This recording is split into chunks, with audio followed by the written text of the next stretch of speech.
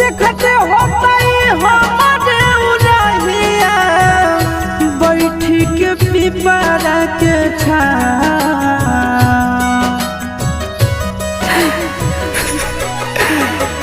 देखते होता हमारे उड़हिया बैठी के पिपरा के रुक रुक रुक अरे टरेनिया रुक रुक रुक रे टरेनिया ले ले चल जनुआ के गाँव रुक रुक रुक रे टरेनिया।